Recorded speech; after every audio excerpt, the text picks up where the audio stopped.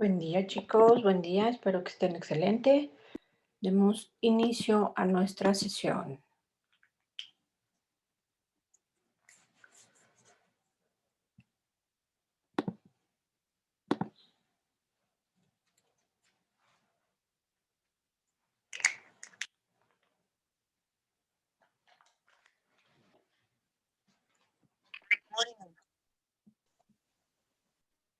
Buen día, chicos. Buen día.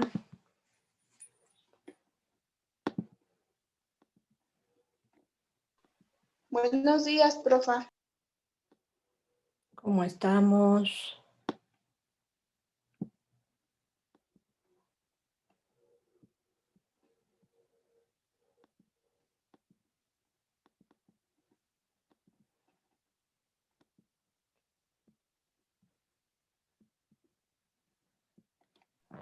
Bien, gracias, profa. ¿Y usted?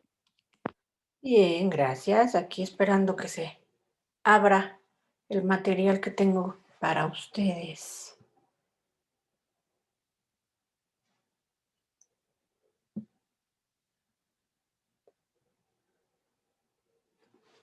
Ya estamos.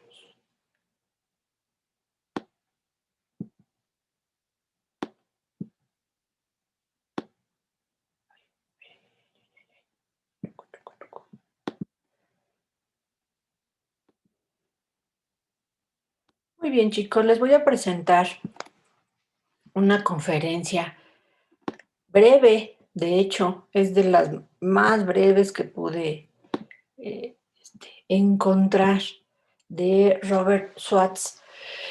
Él es un estudioso justamente de la dinámica de aprender a pensar, ya que estamos viendo el proceso de pensamiento y las diferentes etapas que los seres humanos vamos desarrollando acorde a nuestro momento de vida. Justamente este autor también nos habla de este desarrollo y de estos momentos de vida que nosotros vamos adquiriendo en cada una de nuestras etapas, pero no se trata nada más de la parte de saber que tenemos algo aquí que produce cosas y que guarda cosas, ¿no? Sino saber realmente cómo utilizar las herramientas que nosotros tenemos, tanto ya integradas en nuestro equipo, es decir, en nuestro cerebro, mente, cuerpo, etcétera, y también las que adquirimos en nuestro exterior, ¿de acuerdo? Entonces, justamente este autor nos habla más o menos de estas características que les digo a través de su trabajo de aprendiendo a pensar y pensando para aprender. ¿De acuerdo, chicos? Entonces, ojo, tomen nota de la conferencia porque van a realizar trabajo con ello. Así que pónganse las pilas, enfoquen sus cámaras y démosle atención. Si no se escucha o algo, me avisan, por favor. Todos los estudiantes tienen talento.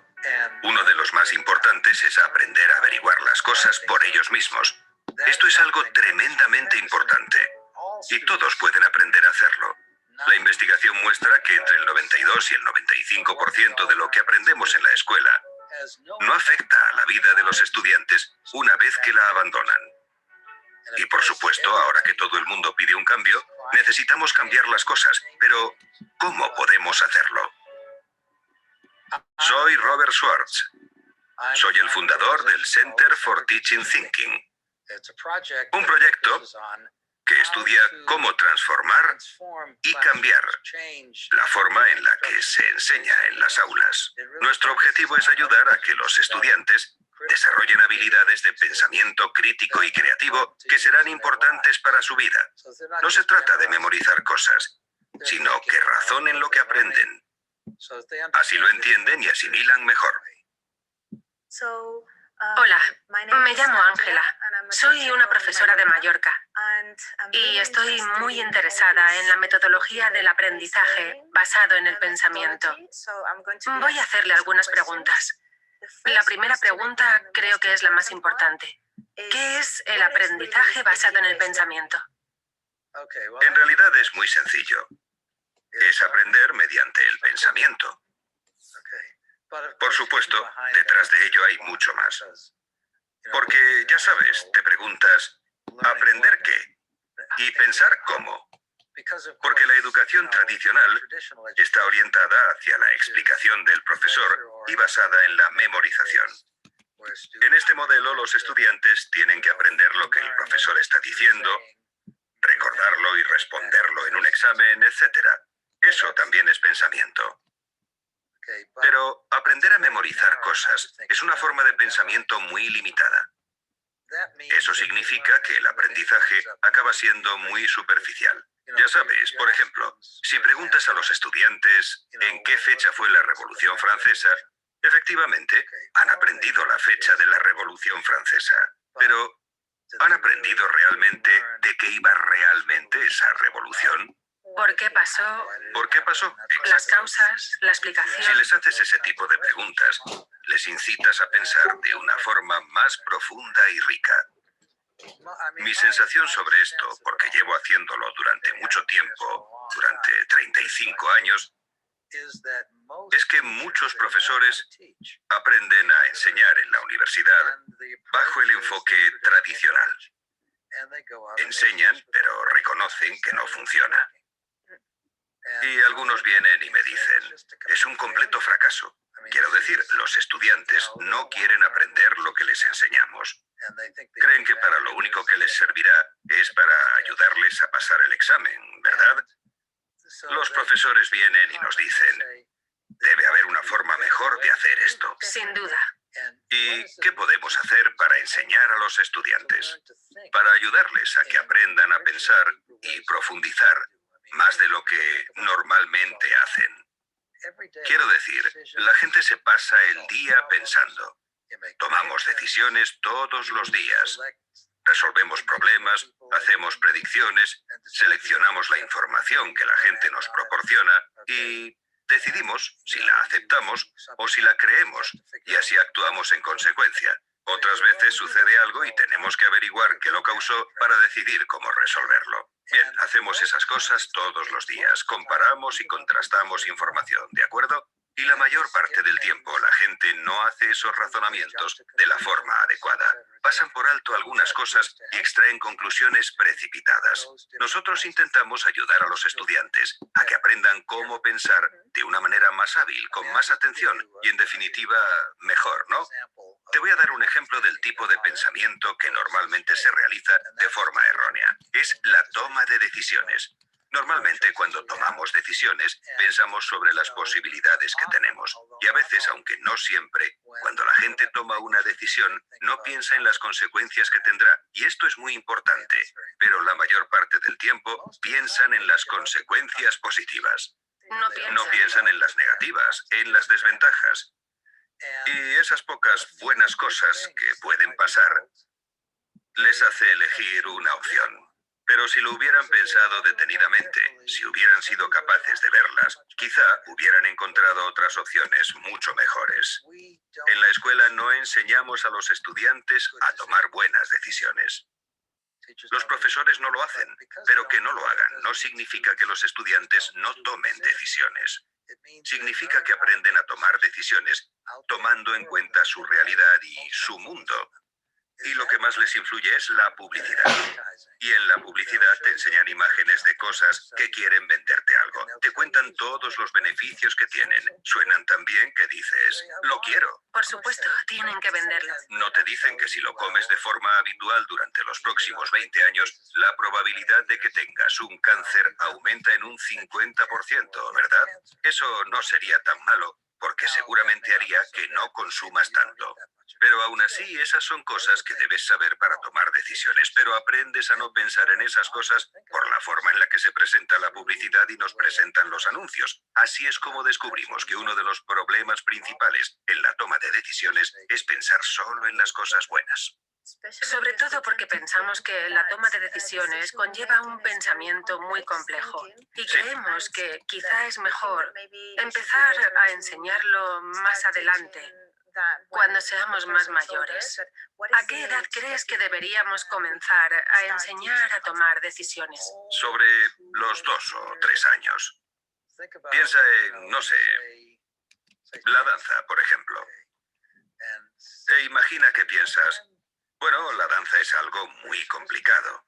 Ahora imagina que esperamos a que los niños tuvieran 12 o 13 años para empezar a enseñarles a bailar, porque quizá algún día se conviertan en grandes bailarines de ballet.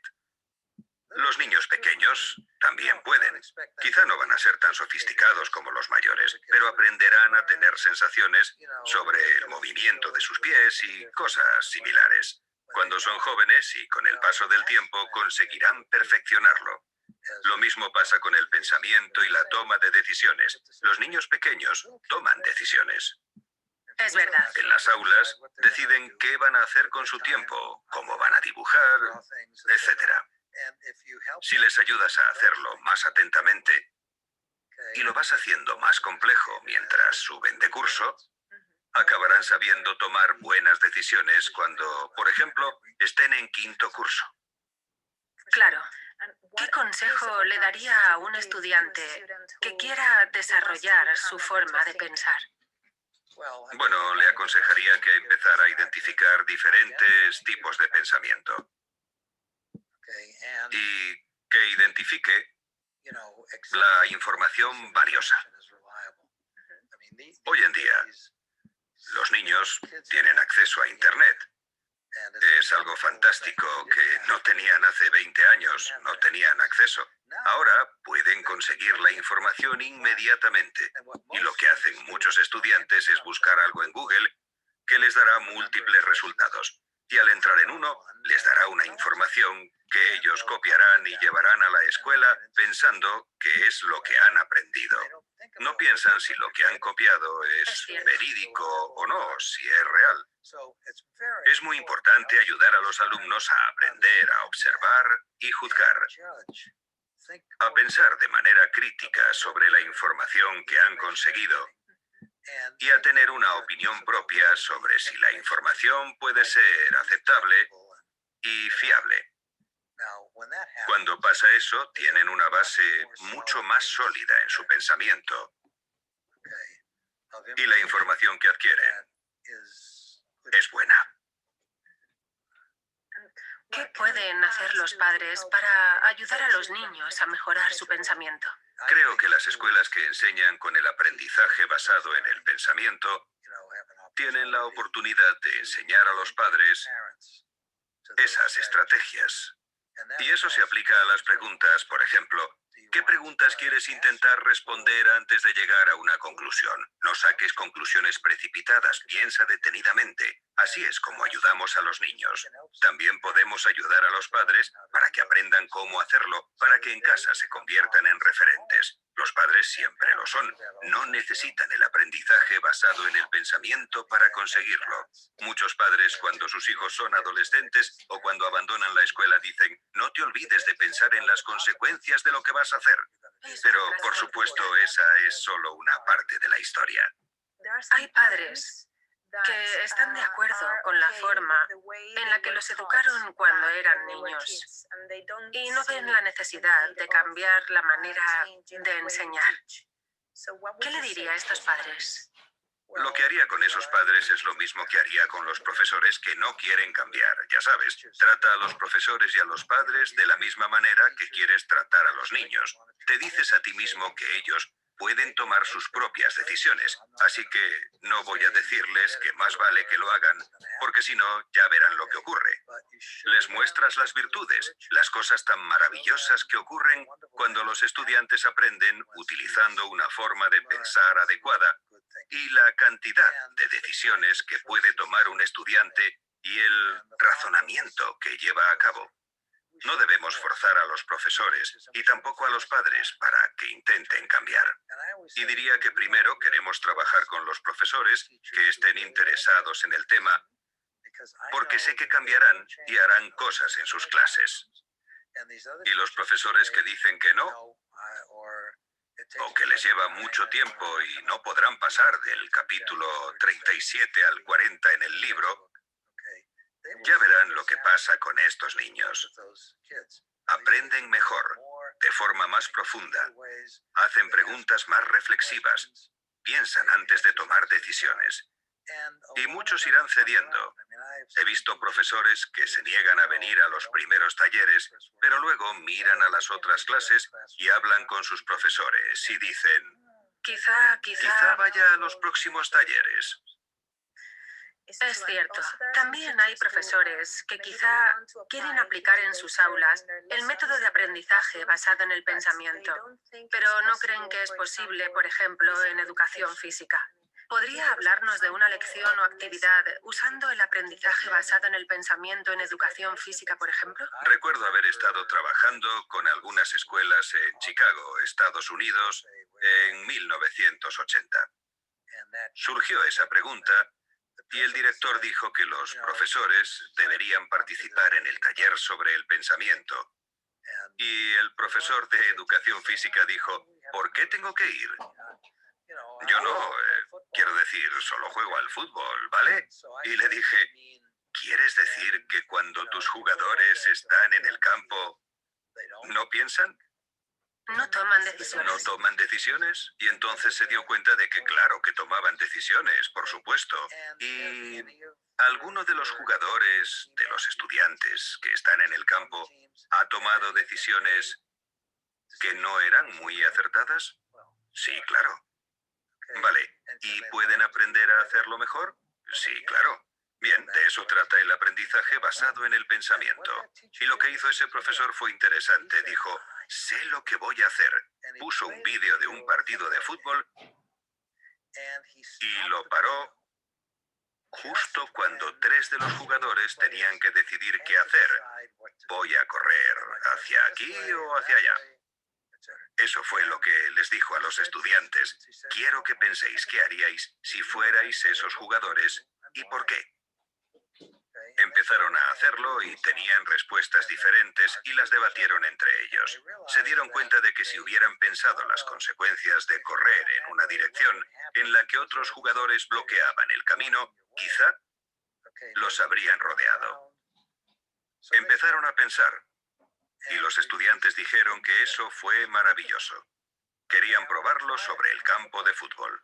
Todo lo que haces requiere pensar y más vale que lo hagas bien. ¿Sí? Hablando de hacerlo correctamente, ¿cuáles son los errores típicos que cometemos cuando razonamos? Bueno, ya sabes, la gente que aprende principalmente con la televisión o similares, aprende que es mejor tomar decisiones rápidas.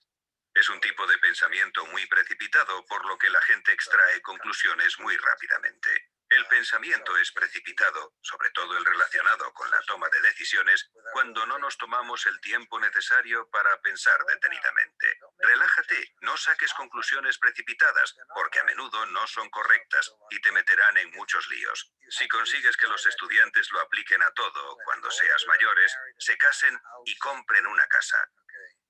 Cuando quieran tomar una decisión sobre dónde ir el fin de semana. ¿Qué vestir? ¿Qué vestir?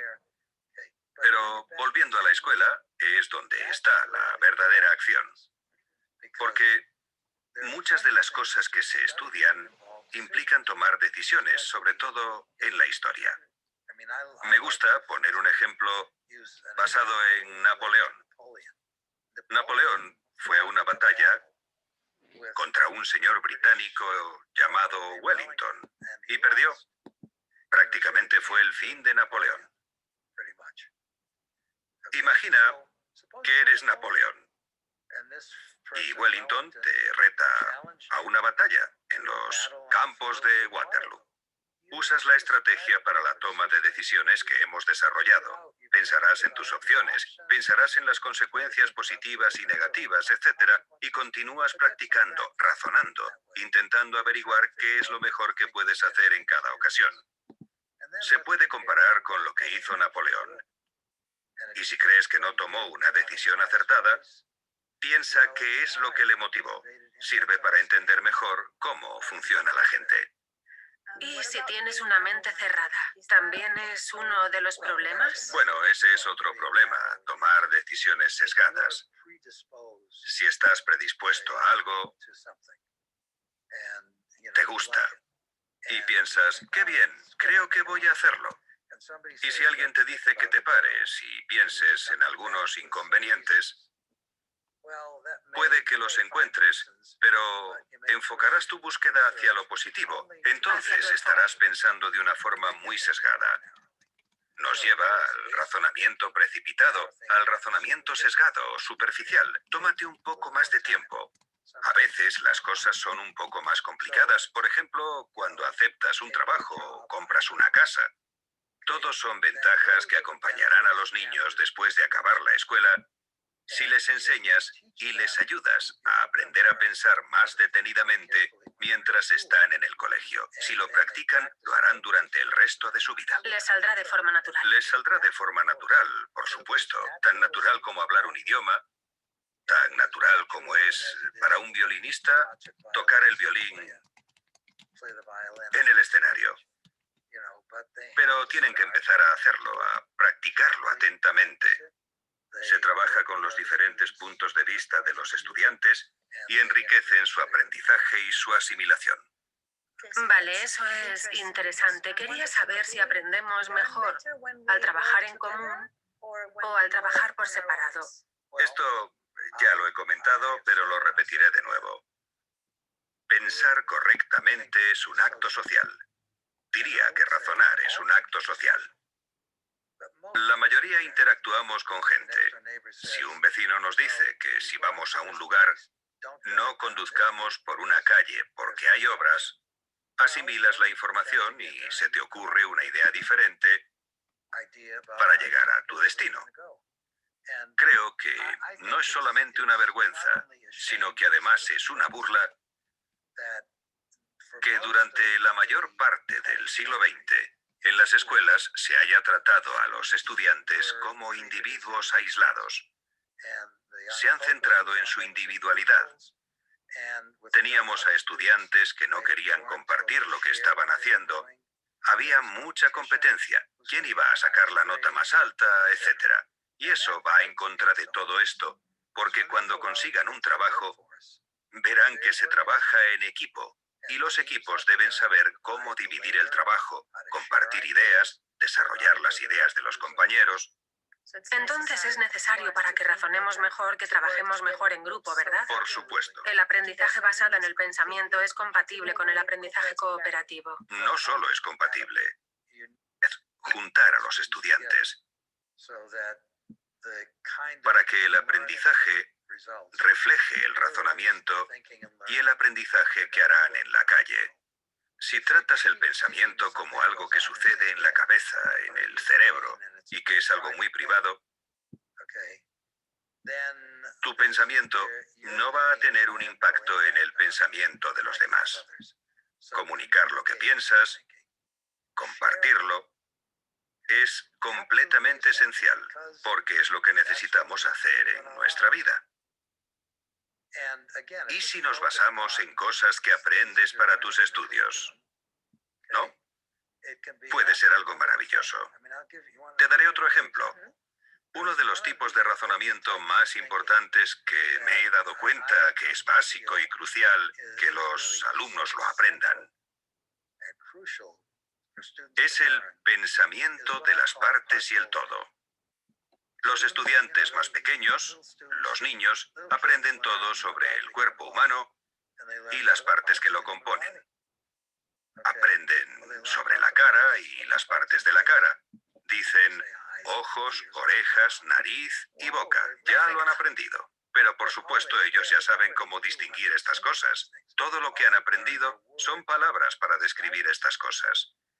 Lo que necesitamos saber es lo que hacen y cómo trabajan conjuntamente Lo que para es. que tu cuerpo sea lo que es y para mantenerte durante 80, 90 o 100 años de tu vida. Entonces, una de las siguientes preguntas que los profesores deben hacer a los alumnos es: ¿qué pasaría si faltara esta parte? ¿Qué pasaría si no tuviéramos nariz? Bien, entonces podrías pensar en ello durante un segundo y darte cuenta de que ellos sacarán sus ideas sobre lo que hace la nariz. Y luego consigues que piensen cómo se relacionan, ¿no? Cómo trabajan tu mano, tu boca y tus dientes cuando tienes hambre. ¿Y qué papel tienen tus ojos en el proceso? Entonces, aprender a entender que estas cosas que tienes funcionan conjuntamente y se complementan.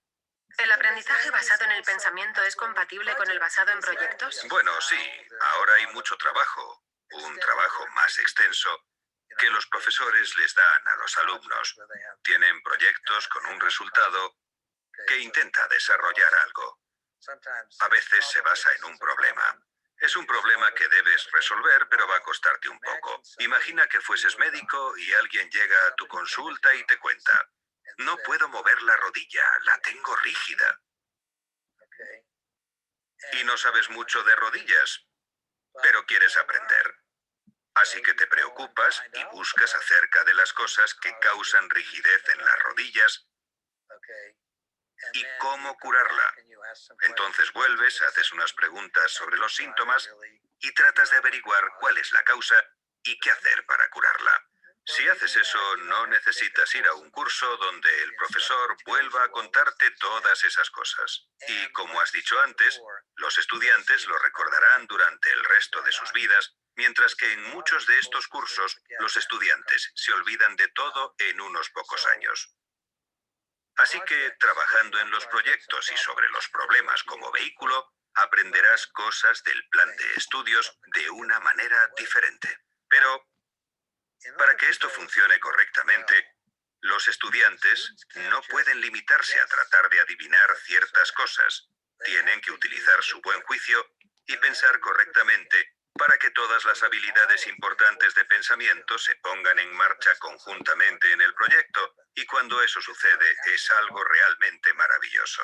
Es un acercamiento diferente, utilizando una metodología diferente, para ayudar a los estudiantes a aprender mejor y a hacerlo ellos mismos. ¿Y qué podemos hacer nosotros como profesores para promover el pensamiento crítico entre nuestros estudiantes? En realidad, la pregunta parece indicar que ellos no ejercen el pensamiento crítico, pero todo el mundo lo hace todos los días.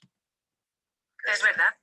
Una amiga mía quería comprarse un coche.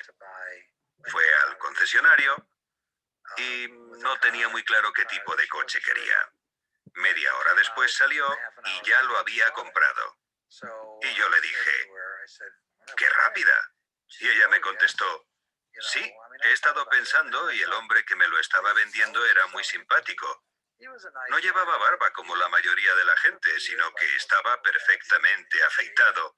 Me ha ofrecido café, me ha sonreído, llevaba corbata y pensé: parece un buen tipo, debe estar diciéndome la verdad. Así que he pensado que este era el coche adecuado para mí. Esto también es un ejemplo de pensamiento crítico porque no ha dicho simplemente: voy a comprarme ese coche, sin haberlo pensado antes. Ella ya lo había pensado, tenía sus razones.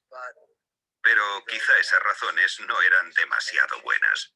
Quizá debería haberse informado acerca del coche en revistas de coches, etc. La idea es que los estudiantes aprendan a tener más cuidado y a ser más diestros desarrollando el pensamiento crítico.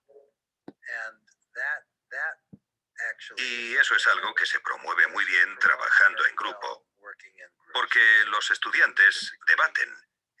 Y el truco es centrarse en el por qué. ¿Por qué crees eso? ¿Qué razones hay para aceptar eso? Porque el pensamiento crítico es un tipo de pensamiento que supuestamente debe conducirnos a la verdad. ¿Y Y la creatividad.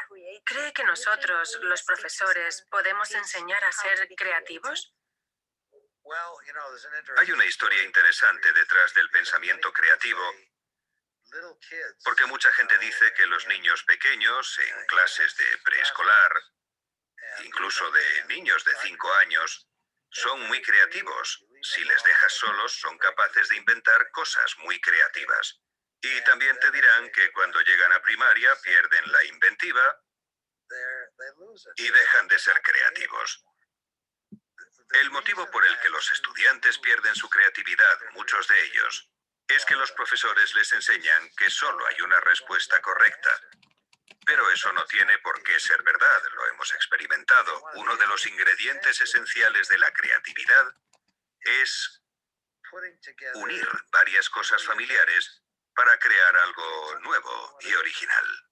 Como los iPhone, por ejemplo. Cuando no teníamos iPhone, teníamos teléfonos móviles y ordenadores portátiles. Unirlos para crear algo donde interactuaban ambas cosas fue una obra maestra de la creatividad. Ayudar a los estudiantes a seguir ejercitando este tipo de técnica. Yo siempre pienso, tengo la visión de que algunos de estos niños van a ser Picassos, Goyas, Shakespeares. No porque hayan nacido para serlo, sino porque les ayudamos a practicar las técnicas, las estrategias de pensamiento creativo que producen fantásticas ideas creativas. Es decir, se puede enseñar y se puede poner en práctica. Por supuesto, y tenemos muchos ejemplos de ello. Algo que mucha gente se pregunta, al menos algunos, es por qué los profesores seguimos obligando a los estudiantes a memorizar información que es posible encontrar, por ejemplo, en Internet. En realidad, el tipo de pensamiento que estoy describiendo depende de la memoria. Pero memorizar es algo muy limitado. Intentas memorizar una o dos cosas, algo muy específico, y cuando lo has hecho, ya está. Pero pensar y aprender correctamente hace que conectemos ideas. Sin embargo, la memoria también tiene su papel. No queremos que los estudiantes piensen que la única forma que existe de obtener información es accediendo a Internet. Es una forma de obtener información, pero todos los estudiantes tienen sus talentos. Y uno de los mayores talentos es averiguar e encontrar cosas por ti mismo. Y eso es algo tremendamente importante. Todos los estudiantes pueden aprender a hacerlo. Y recordar ciertas cosas es parte de ello. Una vez usted dijo que pensar correctamente nos permite no solo aprender mejor, sino también a vivir mejor. ¿Qué quería decir con eso? Bueno, volvemos a algo que he dicho al principio. Una razón convincente para ayudar a los estudiantes a ser mejores pensadores, a desarrollar habilidades de pensamiento, es que estas son cosas que van a utilizar durante sus vidas para hacer buenas elecciones y solucionar problemas. Eso es lo que quiero decir con lo de aprender a vivir mejor. Por supuesto, en la escuela quieres sacar lo mejor de ellos, así que ayudas a los estudiantes a utilizar estas habilidades de pensamiento para aprender mejor. Así que consigues un efecto doble, por así decirlo, y para mí eso es... Hay mucha gente que promueve muchas cosas acerca de pensar, aprender, etc. Pero si juntamos todos los ingredientes de los que hemos hablado, no se trata solo de aprender mejor, sino que estamos ayudando a los estudiantes a aprender de la mejor forma posible que pueden. No sacando conclusiones precipitadas, sino pensando en ellas, conectando aquello a lo que están expuestos con otras cosas que conocen, extrayendo conclusiones, ampliando su conocimiento. Así es como se aprende. Muchas gracias por esta conversación tan inspiradora. Ha sido un placer hablar con usted sobre cómo enseñar a los estudiantes a pensar mejor. Yo también quiero darte las gracias porque tus preguntas han sido muy buenas y me han hecho pensar bastante. Hemos hablado antes acerca de algunas de estas cosas y siempre me parece que las preguntas me llevan a reflexionar y a pensar en lo que estoy haciendo de una forma que muy poca gente puede lograr. Estoy muy agradecido por este intercambio, ya que incluso durante esta misma conversación he tenido ideas que me gustaría llevar a cabo en algunas clases. Estupendo. Muchas gracias. Gracias.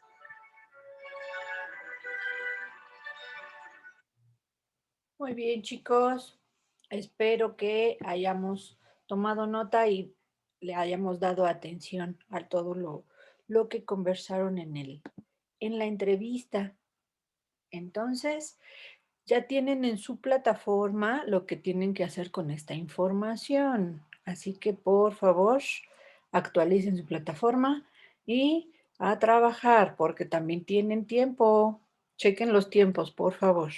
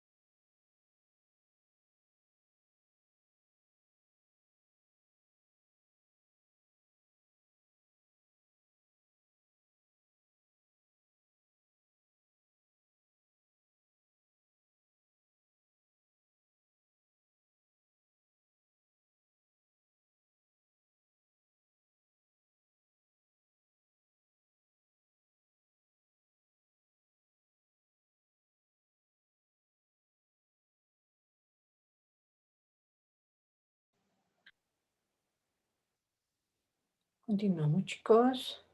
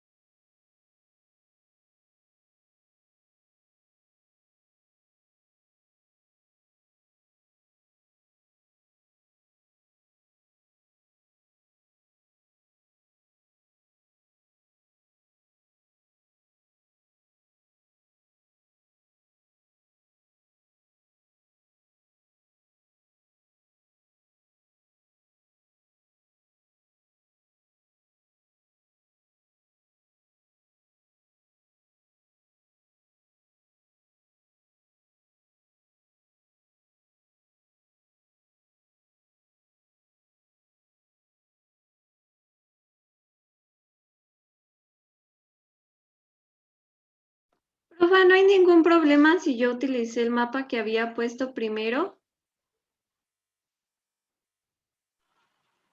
¿Cuál que había puesto primero?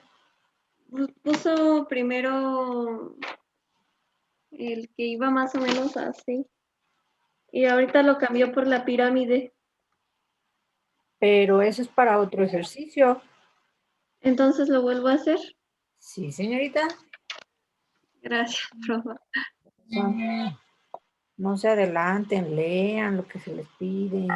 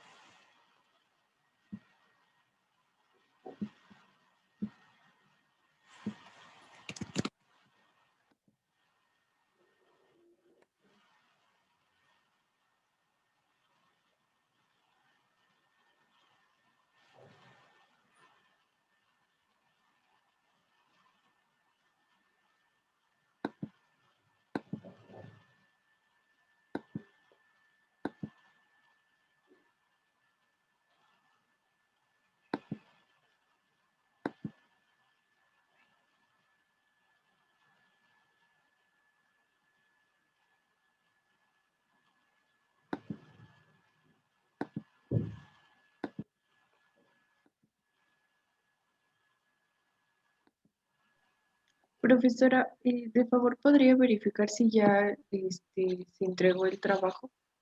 Sí. Voy para allá.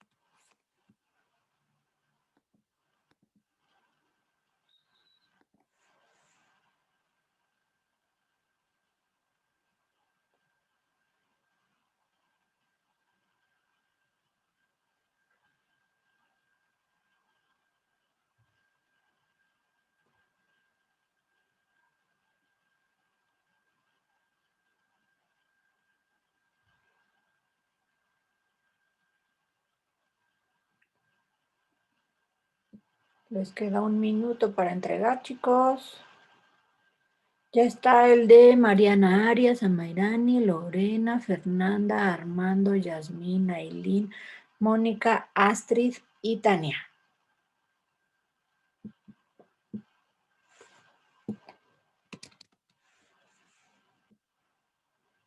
Y si se dieron cuenta, ya se habilitó otra actividad. Chequenla, por favor, porque también tienen tiempo.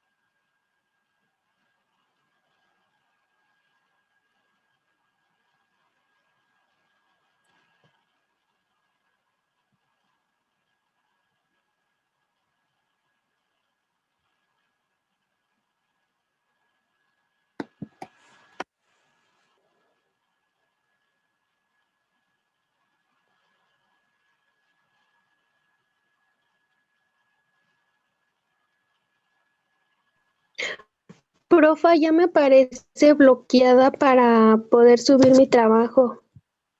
Ya se terminó el tiempo. A las 9:05 que se acabó. Colócala como comentario en la misma asignación. Y ya yo veo los tiempos. Como comentario sí te puede dejar que la sumas.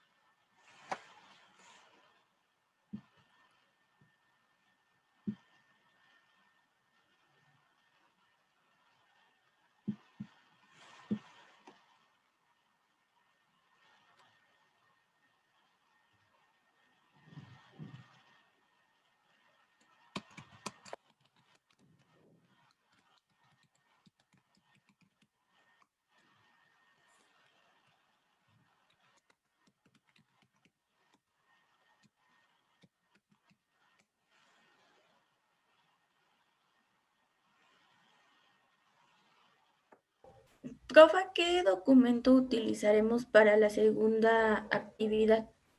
Ahí dice, corazón. ¿Qué dice las instrucciones?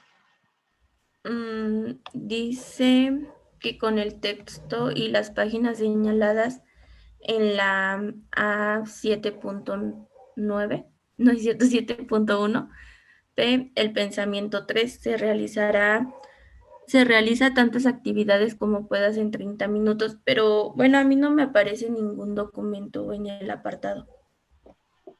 ¿Cuál es la actividad 7? Es el que hicimos, profe, ayer, Es el En que... ese mismo donde, documento. es el que utilizamos, donde venían muchas actividades. Exactamente, y que ahí Ay, decía, en esas instrucciones de ayer decía, las actividades no, ujú. ¿cierto? Oh, ya. Entonces, Gracias, profe. ojo con su lectura, chicos, porque ahí viene todo, ya tienen todo en la plataforma, por supuesto.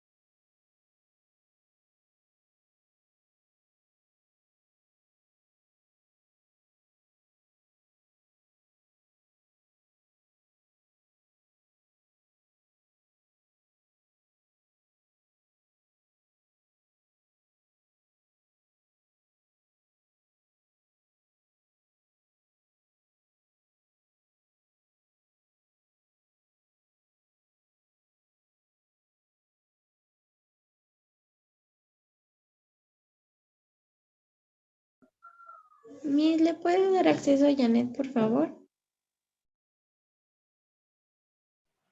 Sí, corazón, gracias.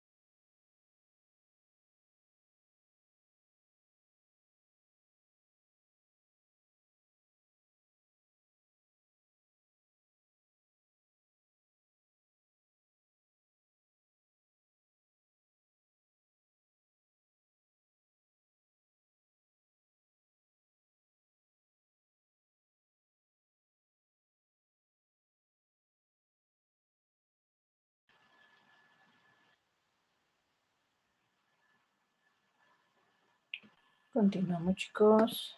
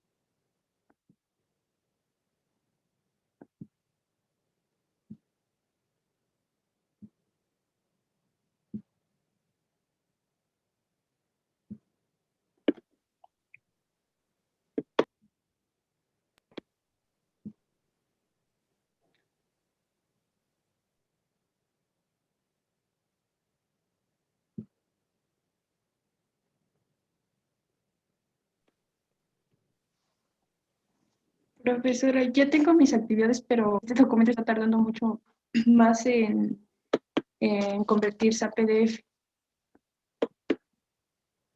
Súbelo como imagen.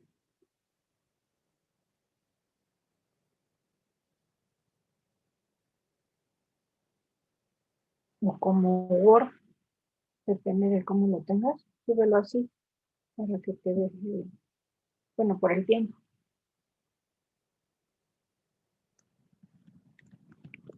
Profa, Mande usted. ¿podría decir si se subieron mis actividades? Es que lo subí un poco tarde, pero la plataforma me dejó subirlo. ¿Cuál, la pasada o esta? Esta. Esta todavía tiene tiempo, corazón. Tienen 2 minutos todavía. Ah, Pero ahorita, es que creí que había tiempo más de mí. ahorita lo checamos. Sí, profa.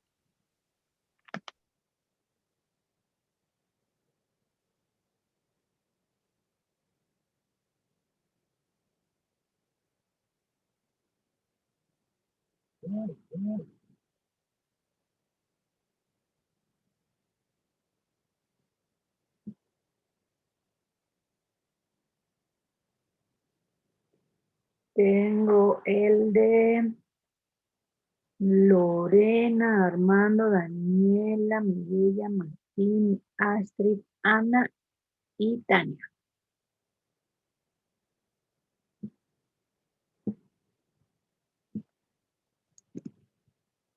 Gracias, profa. Ok.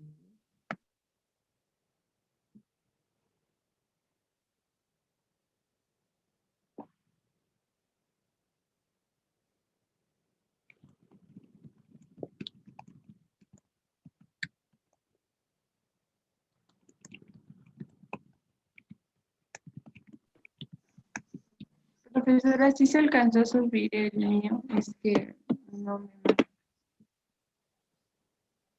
¿Me estás preguntando o me estás confirmando? Preguntando. Preguntando, vamos. ¿Estabas en los que mencioné o no? No.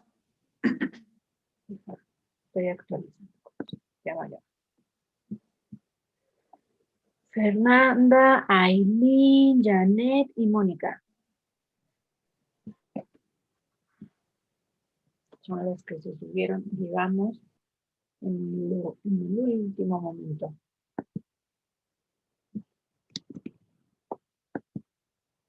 Y si ya se dieron cuenta, ya tienen otra actividad habilitada. Profa, Vale.